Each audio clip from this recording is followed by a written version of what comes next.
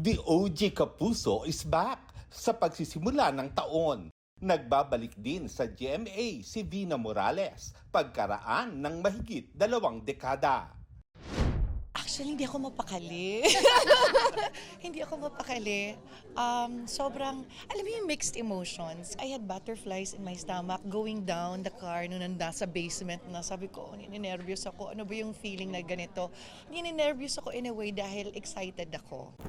Ang Sunday noontime musical show na SOP, ang huling show na ginawa ni Vina sa GMA. And soon, mapapanood siya sa bagong GMA series na Cruz vs. Cruz, kung saan kabilang sa mga makakasama niya si Gladys Reyes. Matagal na silang magkaibigan dahil pareho silang member ng Thursday group ng That's Entertainment. Pero first time nilang magsasama sa isang series. Sobra ako na-excite. At the same time, naisip ko, teka lang, nagserye na ba siya ever sa GMA? Parang di pa, no?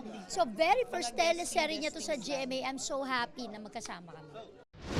Kasama nila sa serye sina Neil Ryan Sese, Pancho Magno, Lexi Gonzalez, Christopher Martin, Elijah Alejo at Caprice Cayetano.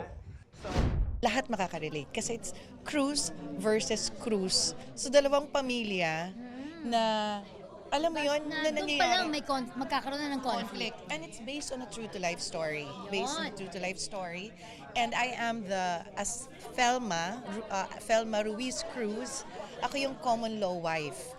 Siya naman, Yes, si... ako yung OFW nurse Yes. na kumbaga isang lalaki ang aming minahal. Pero ayaw natin i-preempt syempre ate. Oo, ang hirap, no? Ngayong balik Kapuso na si Vina, ready na rin kaya siyang sumabak muli on stage sa mga musical shows ng Kapuso Network? Anytime, Oo basta ako naman. ready. Ready Malamang, ako. kasi